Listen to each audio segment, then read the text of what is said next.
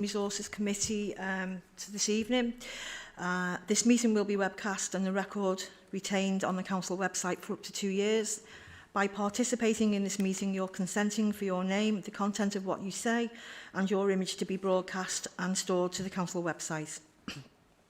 If any member, officer or member of the public addressing the committee has concerns with this, please contact the Committee Services Officer immediately.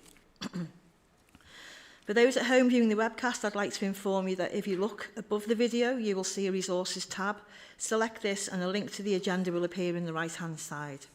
This will allow you to open the agenda in PDF form and follow the discussion and debate. Thank you. Agenda item 2 is apologies, and we have one that I'm aware of. That's Councillor Liz Gray. She sent her apologies. Councillor Steve Fowkes is deputising. We don't have any more? No. Okay, thank you. Next is Members' Code of Conduct, Declarations of Interest. Does anyone have any declarations of interest? No. Okay. Agenda item 4 is public and member questions. We've had no public questions received, no statements and petitions received, and no questions by members received. So that brings us to our first substantive item on the agenda, which is number 5, and that's the Ministerial External Assurance Review, pages 1 to 82. And Paul Sator, you're going to open this one. Thank you. Thank you, Chair. So the report sets out our response to the Minister's State for Equalities and Levelling Up Communities, received in respect of our request for exceptional financial support. As a result of that request, 2 external assurance reviews were undertaken during the summer, one on our financial position and sustainability, the other on leadership and governance. The reports were published on the 2nd of November 2021, and the Minister's letter asked the Council to set out in writing the steps it is taking in the immediate and longer term to respond to the review and its recommendations.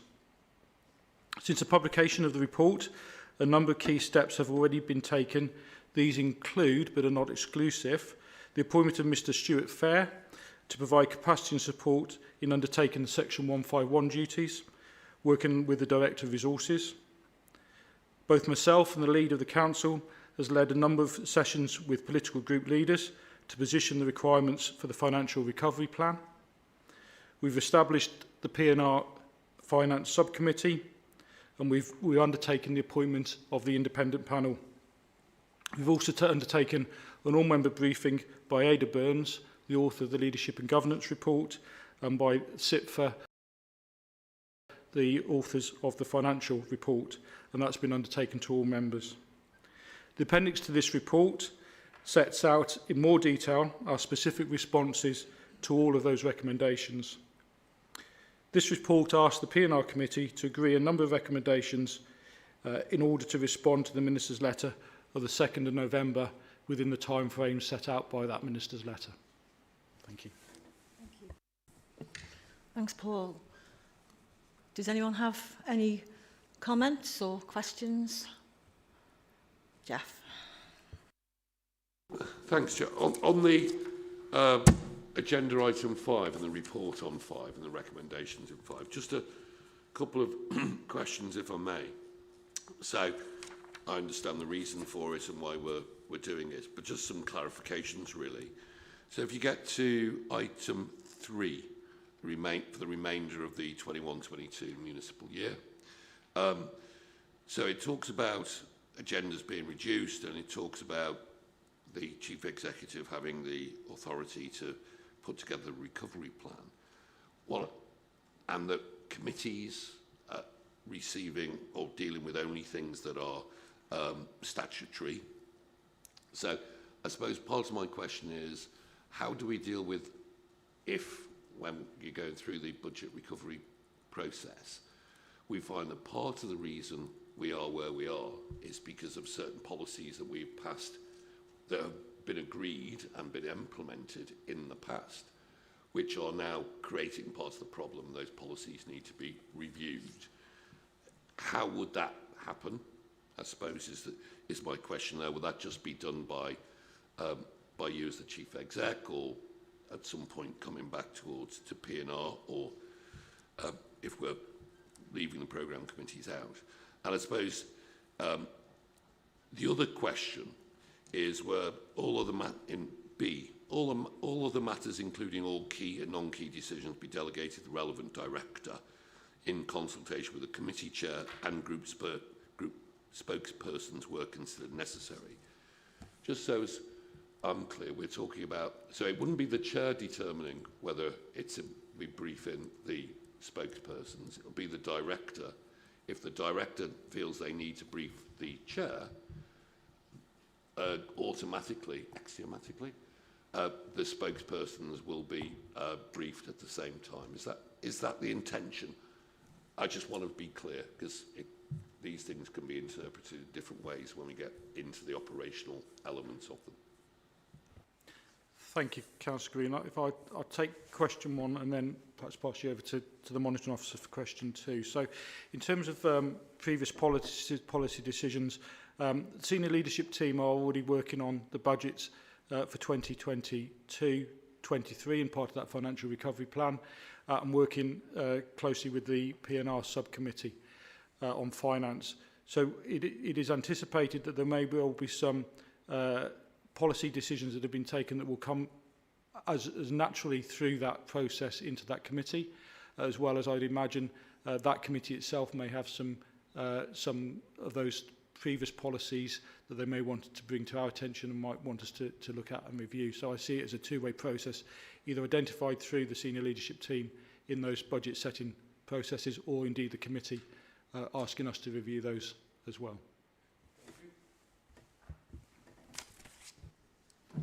Thank you, Chairman.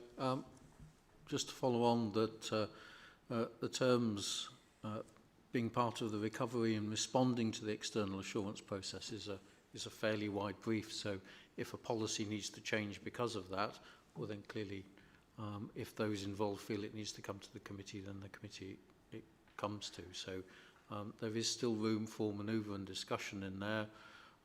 And as you say, it does say chair and group spokes, so is expected to be chair and group spokes. Thanks very much, Chair. Thank you. Jean?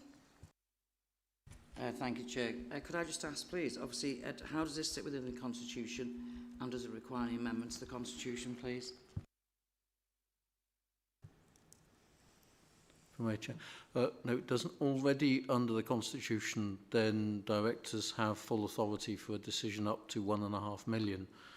So in theory, nearly all the decisions here would be covered in any event. But because this is a specific delegation, then it is always within a committee's ability to delegate further to an officer. So it doesn't affect the Constitution. Tom, you're next. Thanks, Chair. Not a question really, just a comment. I mean, the two reports are quite illuminating. It's quite sobering reading for all councillors.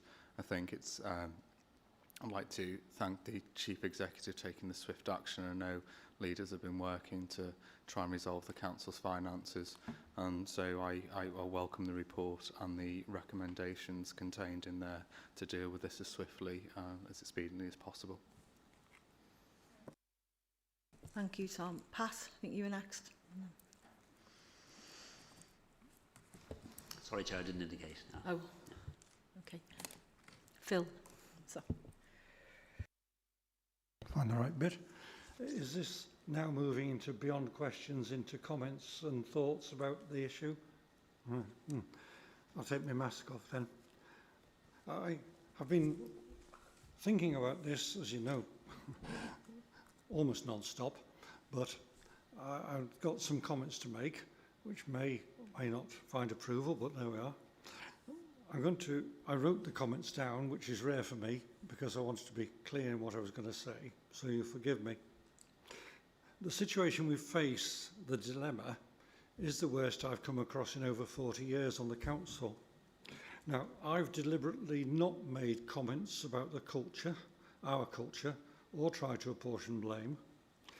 We've all tried to keep services running by looking for money. So the financial plan that we've got before us is ambitious, but has considerable risks. The risks include bringing all but statutory service to a grinding halt. That's a risk. But throughout discussions on the capitalisation, I've raised concerns about the damage to the fabric of society. Now, in effect, we're being told that there will be 2 years of pain followed by recovery and gain. Now, there was a discussion earlier about the role of chairs. The resolution talks about were considered necessary. Now, the process, in my view, bypasses council. And most councillors have been assured it will work out in the end. Now, as you know, I'm seen as a careful and cautious person. I certainly don't follow fashion, as you might have observed over the years. But the idea of an all-up election has been seized upon and run with. And I see no guarantee that this would necessarily lead to a more stable governance or better decision-making. We're assured there'll be a new model of neighbourhood services, but the plan for that has not been unveiled to date. We are in a situation where services have been and are closing by stealth with little consultation. Now, councils in the north and councils with deep-seated social problems have been waiting on the fair funding review. It is now a review into relevant needs and resources, but has been delayed again. We're also waiting for the settlement in December. So, yes, these are uncertain and risky times. And grasping the conditions around capitalisation with open arms, as I see it, without consulting residents, is damaging to democracy in Wirral. And you'll appreciate, Chair, I've thought long and hard about what's before us. I'm not prepared to vote for the recommendation, and I have reservations about the letter. Thank you. Well, thanks for that, Phil. I mean, I must say, I find, as leader of the council and chair of this committee, that to be quite disappointing. You know, we're all aware that this is one of the hardest things, if not the hardest things we have all faced in our political lifetime here.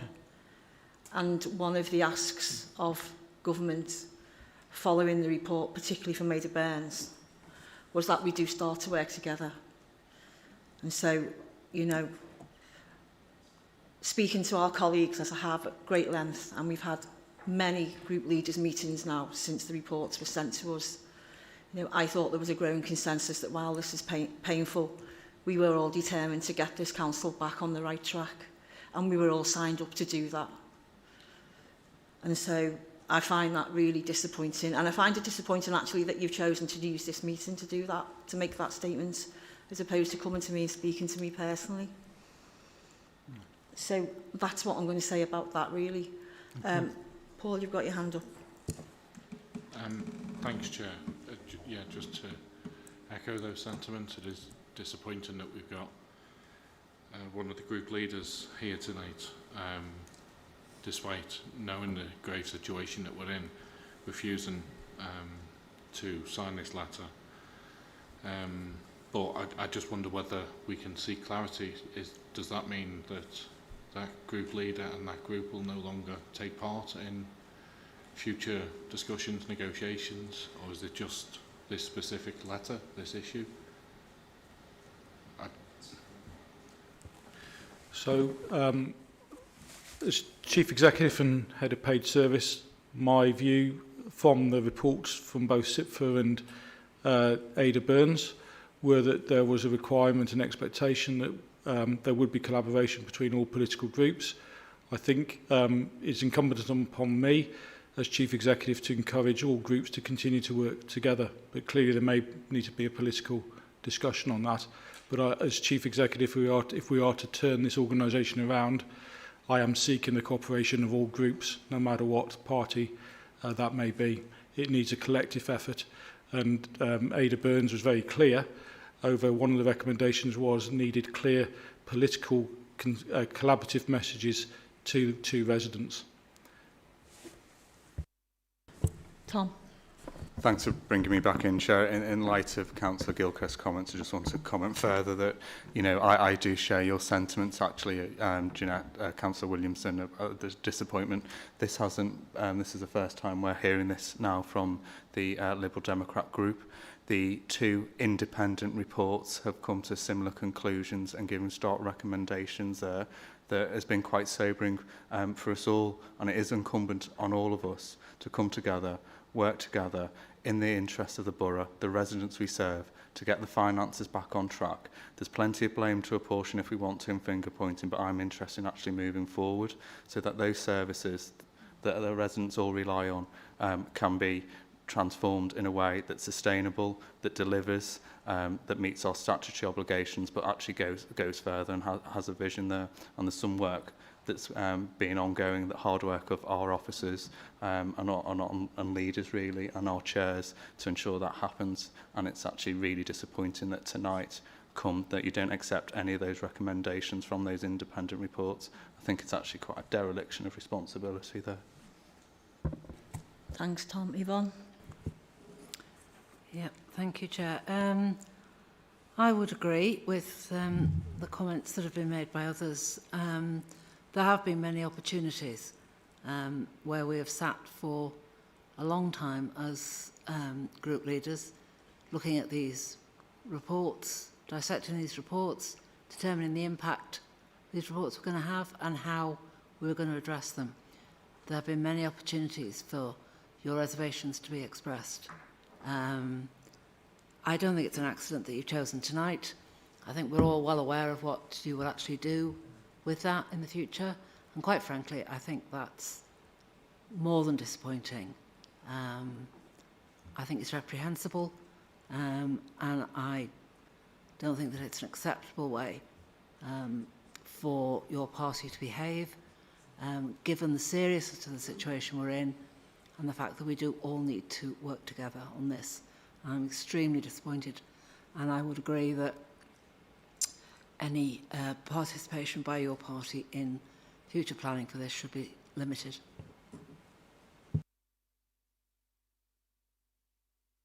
Leslie?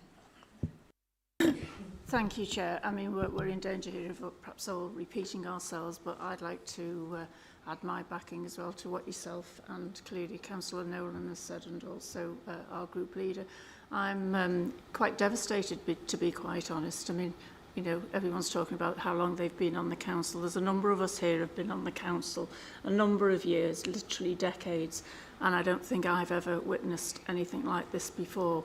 And I think the rest of us are right to feel a little betrayed by what's just been announced by the leader of the Liberal Democrats, because clearly, even last Saturday when we met, you know, we took all Saturday morning to come to some agreement. There was little bits of obviously things which needed tweaking around the edges, I suppose would be the easiest way to describe it.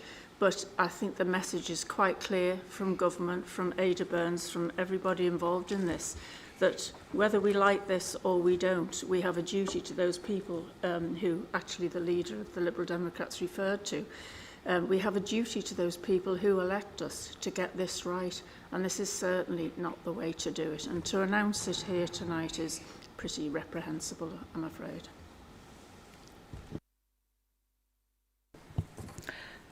Thank you, Chair. Next, and then Thank you. I don't want to repeat everything everybody's already said. I just want to make a specific plea to Councillor Gilchrist. If you're aware of facilities that are closing by stealth, could you please share them with me, and I will pursue that. I think there was an indication of this Teflon coating at the last committee when the reference was made to a saving we'd already made last year, a very difficult decision on a budget saving for this financial year, and the phrase 620,000 was removed from our budget was used by an elected member in your group sitting next to you. Nobody's removing budget from you. It's not being done to you. You are part of it. Please send me any details you've got of things that are closing by stealth. Okay, people will make the political choices they will make. And I can only just make the observations I see. First of all, and it's a credit to you, I think, Chair, actually. I mean, we've had our political differences over the years, but I think and I'm on the finance subgroup, is that feedback on that? The way that we've all worked together, I think, has been quite encouraging. And if that's what it said in Ada Burns asked us to do, to work collaboratively, I think you have led that collaborative working, and it's something to be commended. And it's a real shame if that's to be thrown back in your face tonight, the way it has been done, with no pre-warning that this was what was going to happen. And I thank you. And on a personal level, I think we had a real opportunity. There was a kind of, you know, breaking the curtain. We were all actually working together because we understood the nature of what had to be done. And again, no need for finger pointing at this stage. I'm sure there'll be plenty of opportunity for that further down the line. And the other thing I would say, and yes, I mean, I've been on the council quite a while, as has Steve, as has Yvonne, on and off, you know, like yourself, Phil. And what I would say is, you just said about the size of the task that's being faced. That's being faced by the chief executive, the chief officers, and our staff. And someone who's been there, as you have and I have, must understand the scale of the task in what needs to be done. And therefore, I think to try and pull the rug from under our chief officers as they're doing that, for them to know, as they did, I believe, understood that all of us were working together with them and supporting them through what must be horrendously difficult decisions that they were making. And to appear to pull the rug from underneath them, I think is really unfair, and it shows a lack of appreciation of the scale of the task. You said you understood the task, something you've never seen before, blah, blah, blah, blah. You know, emote. And then at the same time, you then pull the rug under the people that are having to make these really tough decisions. Tough for the officers, tough for politicians too. There's none of us want to be faced with some of the decisions that we're being faced with. And for you just to, you know, try and take your bat and ball home and shout from the sidelines. We need all the players on the pitch, frankly, not people shouting from the sidelines about what should be done. And I am genuinely disappointed that that's the approach you've taken, because it doesn't seem to me to empathise with the task that officers, staff have got to face and the decisions we all have to face.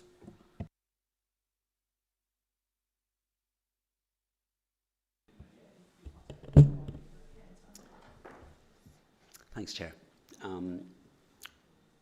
I suppose, I mean, the Councillor Green talks about the scale of the task, and I think we're all aware of that, and we have been for some time, that the capitalisation directive has been well signposted, and we knew it would come with conditions. I think when Councillor Gilchrist analyses the difficulties that we face, I can't disagree with anything that he says. I would share his concern about what he calls the fabric of society, and as we go through this process, that is something that I will be especially concerned, as I'm sure many others will be as well. So those comments are not unreasonable. The conditions around elections are, in my view, disproportionate. But that said, we have a choice before us, and if we're not going to accept this choice, then I want to know what the other choice is. So at this stage in the process, I'm not prepared to join in kind of rejecting these recommendations. I will go with them. I have significant reservations about them, as I'm sure many others do as well. But at this stage, I'm prepared to back the officers. There's a lot of trust being placed in the officers in the recommendations in this report. I think up until now they've earned that trust, and we hope that will continue going forward. So I'm prepared to accept the recommendations that are before us tonight, and I'll leave it there. Thanks, Chair. Thank you. Steve? Thank you, Chair. I'm going to be brief because many words have been said, which I agree with. I've got a lot of respect for Phil, but I feel he's making a mistake tonight. I think we can only serve the residents of Wirral if we're part of the process that's been given to us. And if we sort of reject what's been offered to us, what will be left is something we have no control upon. So I really feel that, I don't know if it's too late, but I hope Phil reconsiders his decision. The independents will accept whatever the decision made tonight. Does anyone else want to come in? Phil, I'll come back to you briefly. Thank you, Chair. I can understand members feeling sore. I did, at the meeting we had with Ada Burns, put in a specific question about what it actually meant in terms of funding for our services. I don't recall getting an answer on that one. Saturday was mentioned, and since that was a private meeting, I'm not going to go into it, but I did raised concerns about the resolution, and I said at that I would study the letter. So I didn't come out with fulsome support for it. I do realise that officers face a tremendous burden, probably have got sleepless nights. I fully understand the scale of the task that our officers are facing. What remains a trouble is that all this is going on with little or no involvement of the public and no clear consultation on what decisions might lie ahead for us. With regard to... Okay, so Phil, I'm not going to let you just address every single comment because I think we get the gist. Take your view as chair, then you're basically saying that you're justifying your decision that you've just given to committee tonight, and I think you've heard the strength of feeling. Could you turn your mic off, please? Oh, sorry. So you've heard the strength of feeling, and I've just got to reiterate. Firstly, you only have to pick up the phone to me. But you've chosen to do this tonight because it's being webcast and we've got a reporter sitting at the back. So you've got your 15 minutes of fame, Phil. But I am deeply, deeply disappointed at what you've done tonight. It smacks of a cheap stunt. The very thing that Ada Burns highlighted that she thought was one of the parts of the toxic culture here on Wirral was our default position, and we all do it, to electioneer around issues at the expense. The phrase was at the expense of our own residents sometimes. And it's something we all need to look at and change our behaviour around. And you've just come here tonight and basically demonstrated exactly what we've been criticised for. So I don't appreciate the way you've done it. I don't appreciate your position. You're in a luxurious position of opposition where you know that the right thing will be done because enough of us are prepared to do it. And that's just so disappointing. Where it leaves your relationship with the rest of us, it's something only you can think about now. I do fear that you've really damaged it, and so that's something you need to think about going forward. Okay, well, if no one else wants to speak, I'm just going to move that we vote. We will vote now on the... Okay. Just about to say I move the recommendations. Seconded. We'll need to take a vote. Yeah? Show of hands, all those in favour of accepting them. Against? Thank you. Thanks, everyone. Can I ask a question? Happy for people to take it away and have a think about. But I don't think any of the minutes from this meeting get to council until next March.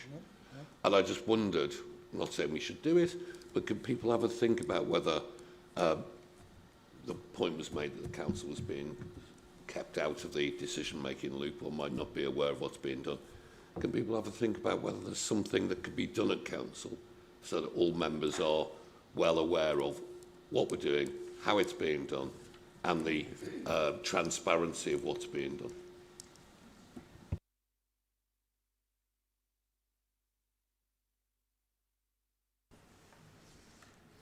Thank you, Chair. Given the gravity of this evening, it is possible for an urgent item, if the Mayor agrees, to be added to next week, and that's something I think to be discussed with the Mayor and amongst yourselves. Chair, can I just say that the only reason that we're not able to agree an immediate plan of action is because of Councillor Gilchrist's intervention, potentially. And all we may be doing is giving more airtime to what everyone around the table has agreed is a despicable position to take, given the gravity of the situation. I think we can all look at the report and not disagree with the sentiments or the way it was created, and not talking about the backdrop of where much of local government is over many years of funding decisions. However,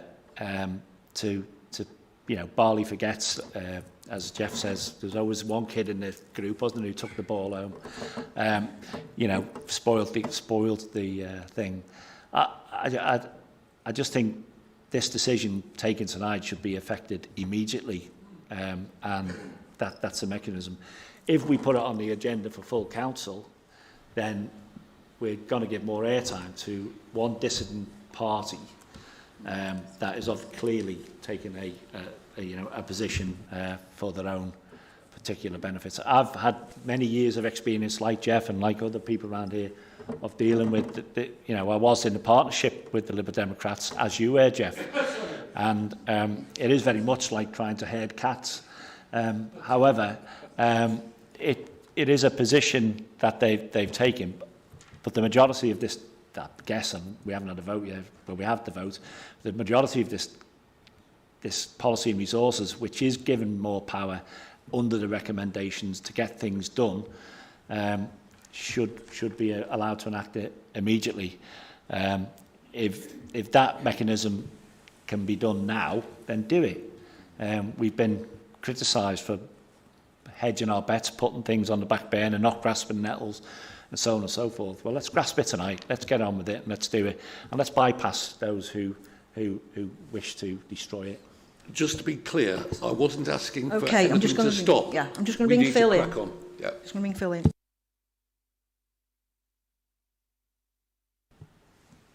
Thank you, Chair. Just to clarify, when I referred to an urgent item, it would only be to either receive an urgent notice of motion or to receive these minutes. This is a decision now of policy and resources. It will be implemented. So that would not be going to Council for any kind of consideration to overturn it or change it. It would be merely, as Councillor Green said, to receive it and discuss if the Mayor accepted it as sufficiently urgent. We seem to have a few more hands up, which I'm happy to take given what's happened, but I just want to read something out at this point in time that might sharpen someone's mind or two.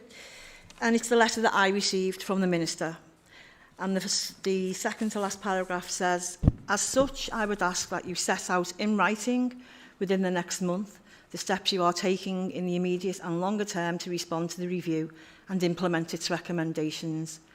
Any faltering in this area would be of considerable concern and could lead to reconsideration as to whether a different approach might be appropriate to secure the improvements that are necessary. And I'm just going to leave that one there because we've all read that letter and we can all conclude what that letter is saying to us about faltering. So that's where the government are coming from on this. I've got names here and I'm going to bring you in, Tom, now. Thanks, Sharon. Thanks for reading that out as a reminder. It's extremely necessary. I do actually concur with Councillor Green. No one wants to stop this. You know, the PNR have made the decision. We've just voted on it. It was, bar one. But I do, have to disagree with Steve, actually, in a sense that, the council should have the opportunity. We might not agree with what they say, but they're elected to say it, and that's where there it is for. So I would recommend that if the Mayor accepts, the minutes be referred as an urgent item, and then anybody at council can discuss that, and that's what it's there for. So, I will still say what I said tonight. We'll still have the same result. It's not going to change the decision that's made tonight. We're going to send that letter back. Tony, you want to come in? Thanks, Chair. I was just going to ask if the letter could be read out, and given you've just read the most pertinent paragraph, I don't feel it necessary to speak now. Thank you. And that was unequivocal as well, by the way. Unequivocal. Paul, who wants to come in? Some of the points have already been made with regards to, talking about this at full council. It will be an opportunity for those that want to speak to or for or against this, but the decision has been confirmed that it has been made now. And, any faltering will be of grave concern. So, yeah, I really, really do hope that Councillor Gilchrist and his group really reconsider before full council or as soon as possible. And I think it's abundantly clear here tonight.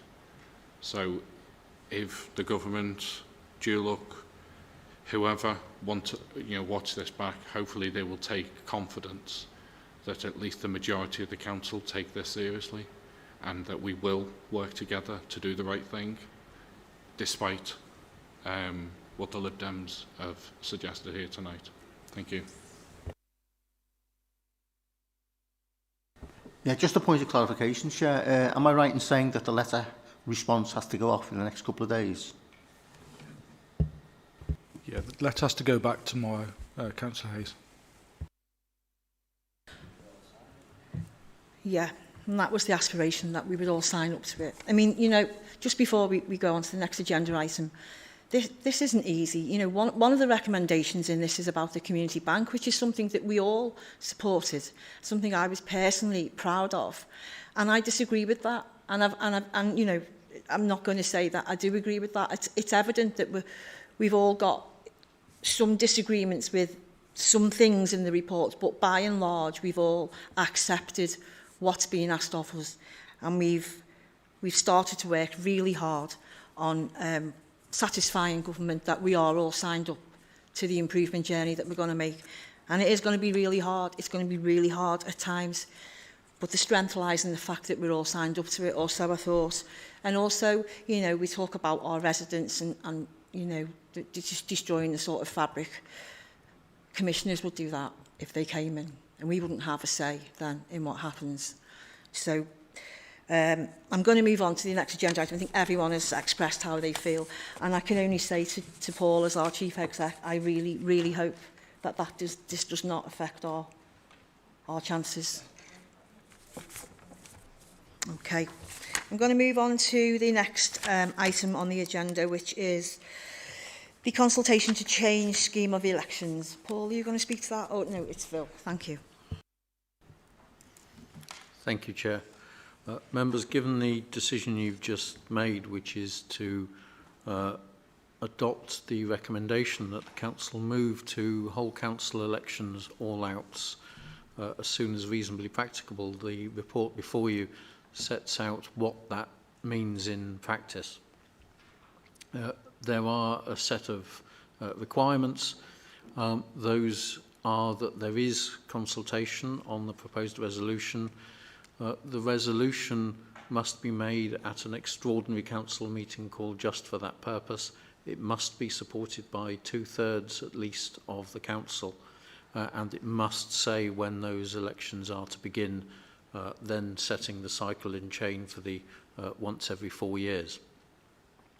There is a boundary commission review, but that is entirely separate from this and only fits in insofar as there may be a clash.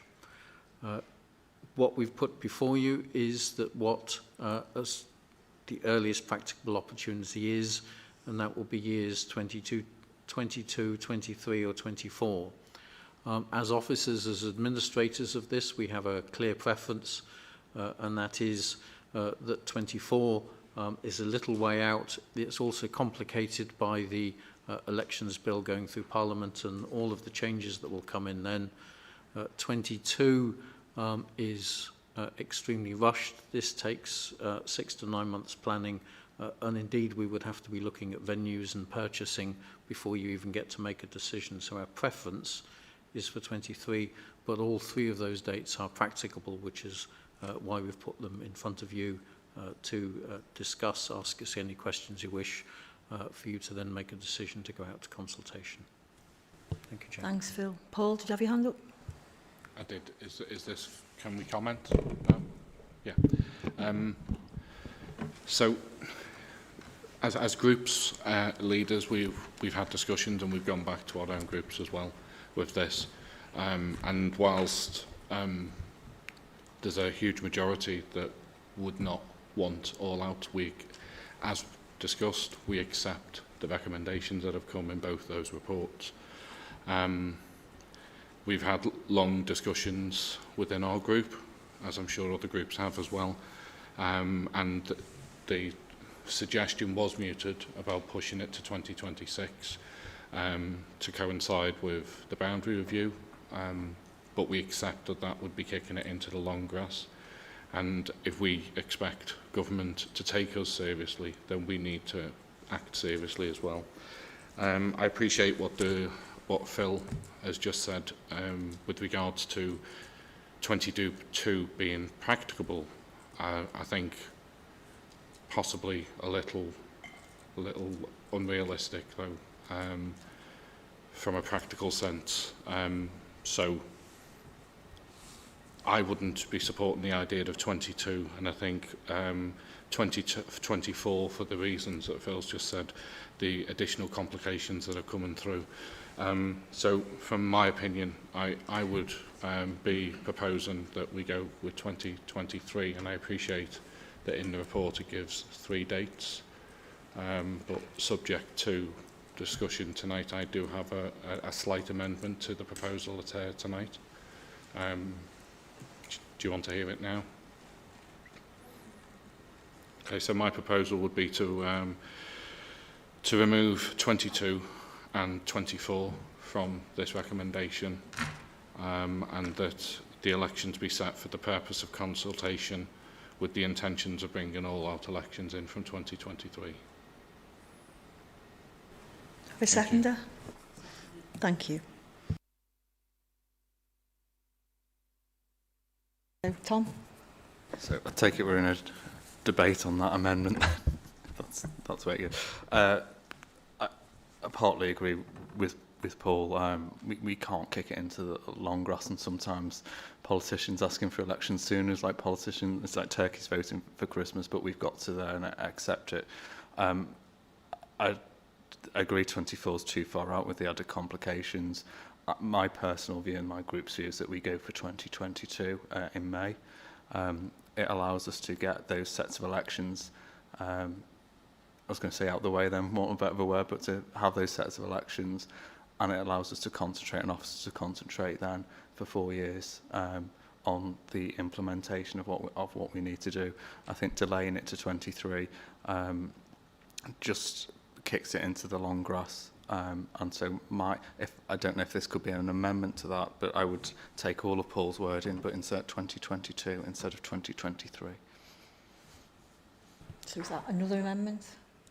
Do we have a seconder? Thank you. Okay, so Tony, you wanted to speak, and then Steve? Yes, thanks, Chair. It was just to mention the fact that collectively we have experience of what could be considered to be a rushed decision, in so much as when we introduced the committee system, that was done, in some people's opinions, particularly quickly. As a result of that, we're now actually undertaking a review of the committee system decision, and I feel quite categorically it's because that decision was rushed. And I just have to say that I have the same sense of trepidation that if we rush into all outs and we actually go with 2022, we may find ourselves in a position where we're caught by our own rule book, and we don't really have enough time to ensure a full and comprehensive consultation takes place with our voters, and that we're actually in a position where we're ready to enact all-out elections in May 2022. Thanks, Chair. Thank you, Tony. Steve? Yeah, I think there is some resentment, some trepidation about all-out elections. I think we all fear that, and I think the sort of thinking behind it, and don't forget this is the people who've made this report have made it probably in conjunction with what they believe government is thinking, and so much so that the ministerial letter is obviously a government letter, and it's more or less been saying that's part of the deal. So if it's part of the deal, then grudgingly we're going to have to maybe go for that.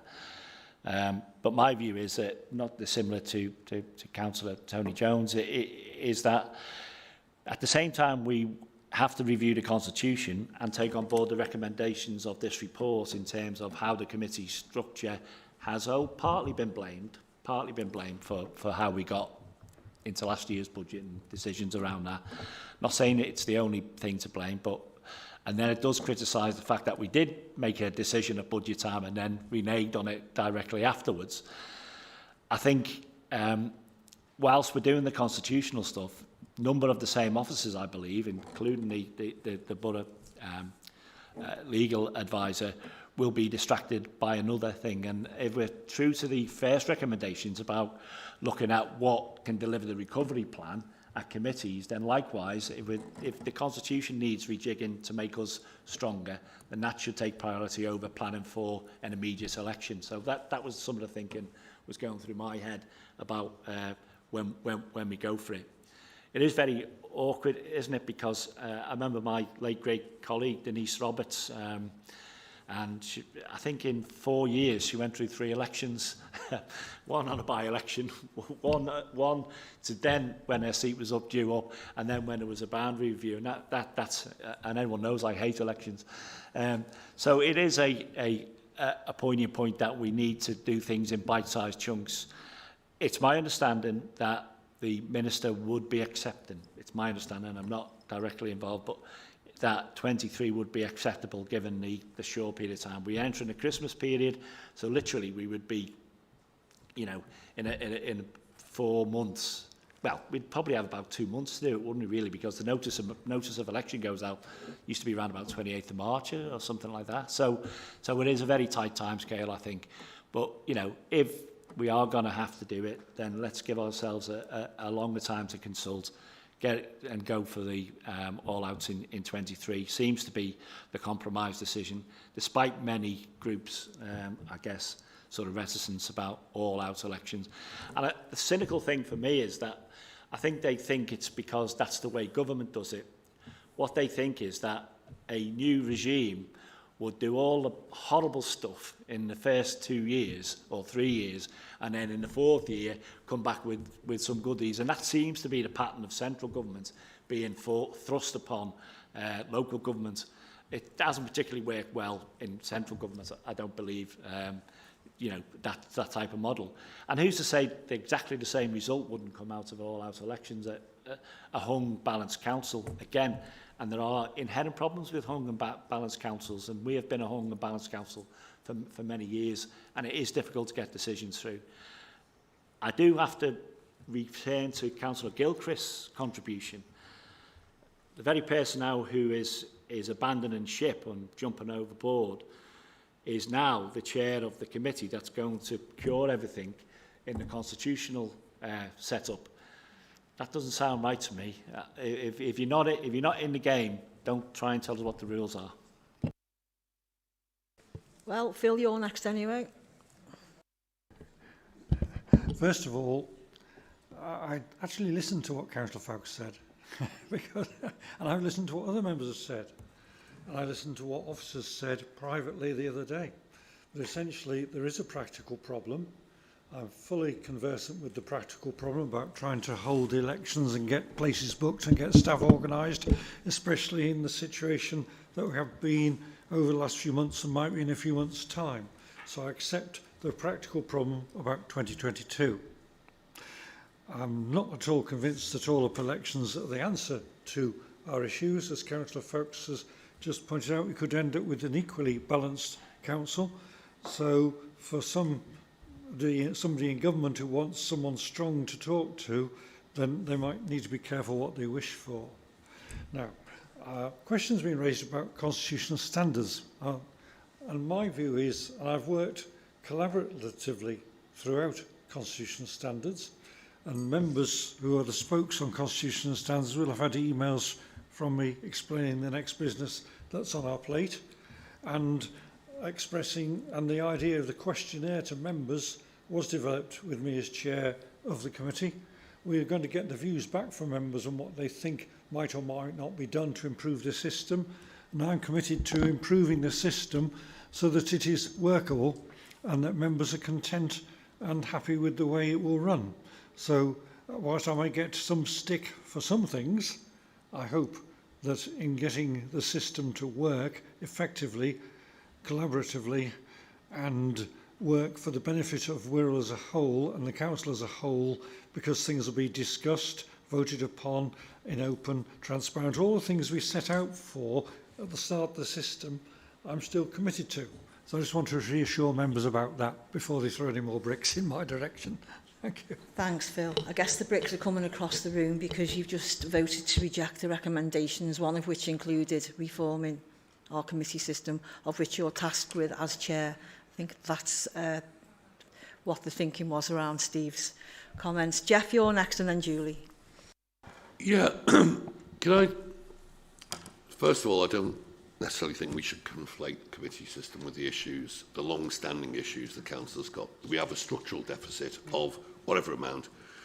The nature of it's structural, it doesn't mean it's in year. It means it's been there for a number of years. So I think it would be wrong to conflate the committee system with our budget issues. There's a whole range of things, and there's plenty of time to go into that in the future, I'm sure. I think the issue for me is, you know, I have confidence in Phil to do a decent job as chairman of standards. I think, you know, we've got past the purging point. People can have differences in decisions, in views, and we can still respect that. We can still work with people. So I'm not a great believer in purges, but I'm in the wrong party to believe in purges, aren't I, Steve? So let's just deal with that bit too. The other thing for me, though, and this is where I wanted to support what Tom had to say, is in terms of, yes, I understand there are practical problems in terms of, you know, getting all the ballot papers ordered and the forward ordering that has to go in. I had a very long and interesting discussion with Steve Fox about it. My sense, though, notwithstanding, like most officers say, if you want us to do it in the 22, we'll do it in 22, and we'll make a success of it in 22. That you want to do it in 23, we'll do it in 23, and we'll make a success of it in 23, because that's the nature of our officers and certainly the way we run elections. You know, who knows what the results of elections would be? I wouldn't expect in any all-out elections to be a sudden change in the nature of things. We will still have to work together, and I think that's important, and I think it brings benefits when we are all working together, Phil, as opposed to people jumping ship or running off the pitch or going home to the mum for the tea or whatever it is they're doing.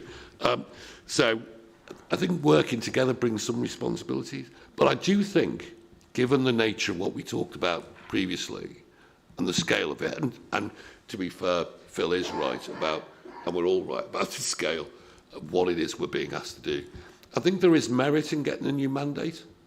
So there is merit in the accountability that a mandate would bring. And the earlier we can seek that mandate for what has to be done, I think probably the best. I really don't have a problem with elections, Steve. I know you get very angry during them, but I actually think they're a good process. They're the best process we've got. And I do think the public, it is an opportunity for the public to be involved in the discourse, in the whole approach. I'm no great particular fan of all-outs, but that's what it appears that we're going to get. And if we are going to get it, let's all go out and get a new mandate. Let's find out what the public think. Let's put our case to the public and let the public vote on that.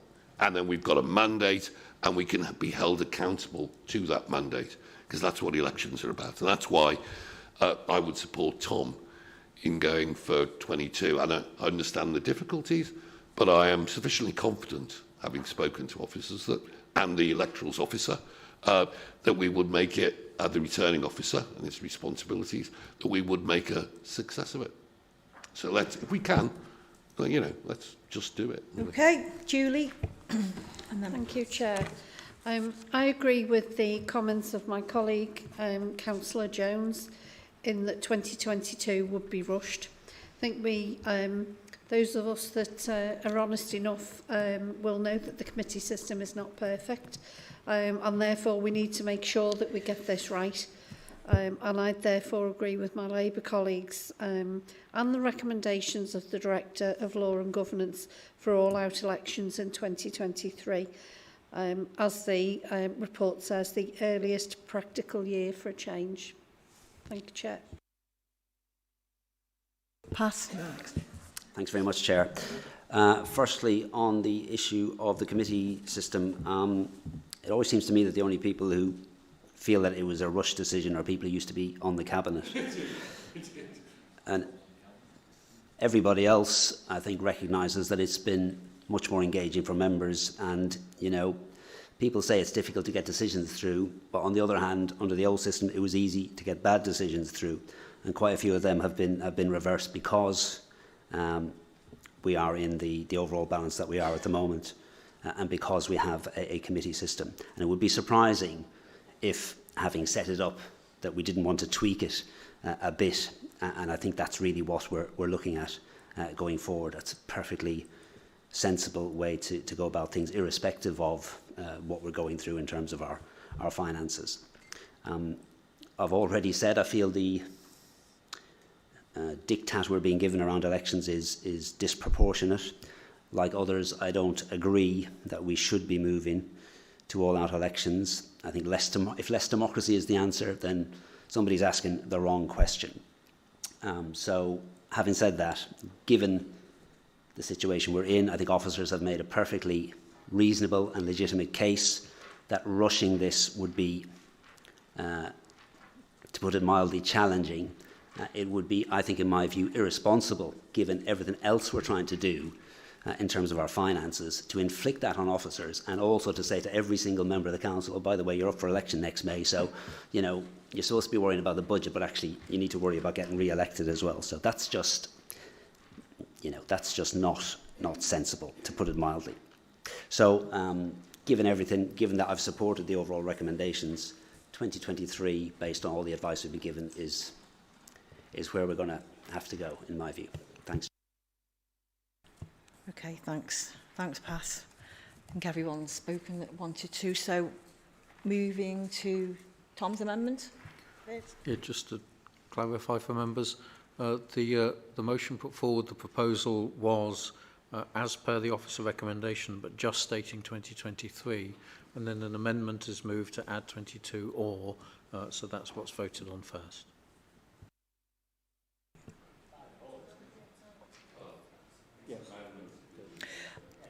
Okay, so this is the vote on Tom's amendment.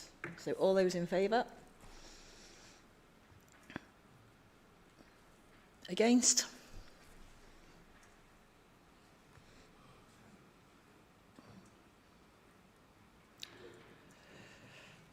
That's lost. Do we need to vote on Paul's? Yes, okay. So we're going to vote on Paul's original proposal then. All those in favour?